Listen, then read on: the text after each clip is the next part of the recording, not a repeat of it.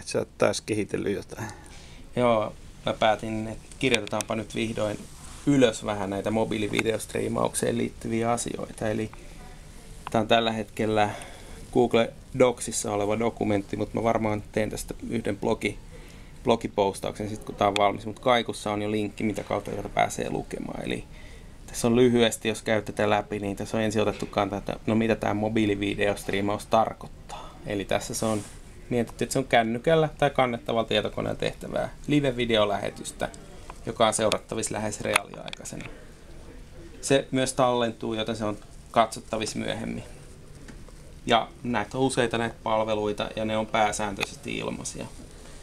Ja tämä opas keskittyy 3 palvelun QIK, Bambuser ja Ustream.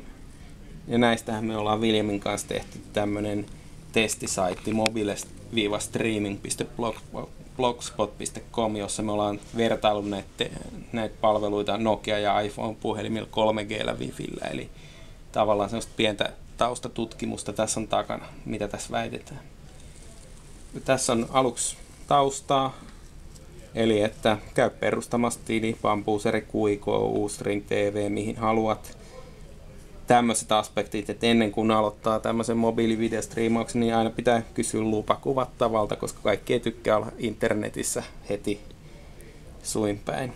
Sitten tässä on 2 osa-aluetta, kännykkästriimaus ja videostriimaus kannettavalla tietokoneella.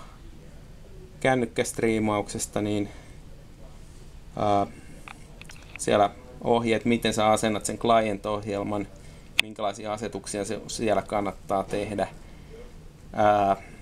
kuinka tämä lähetys tapahtuu. Sitten on tämä aina ne haasteet, miten sä saat hyvän audion. Täällä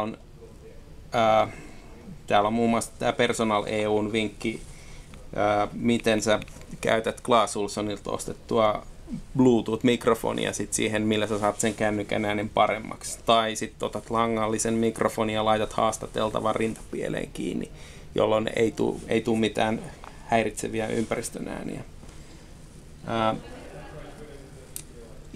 Sitten lopuksi muutama esimerkki video. Tästä on yksi esimerkki video Bambuser, iPhone 3GS 3G yli. Sitten on QIK iPhone äänitetty puhelimen muistiin ja Wifillä lähetetty hotellihuoneessa. Ja sitten on QIK Nokia E713 3G yli. Eli 3 esimerkkivideoa, sitten voi katsoa, että minkälaista laatua näillä saadaan. Sekä screenshotti, että miltä tämmöinen näyttää, tämmöinen hyvä mobiilivideostriimauspalvelu siellä puhelimessa. Okei. Kiitoksia Ile. Kiitos. Jatketaan tästä. Jop. Terveisiä kaikille tutuille.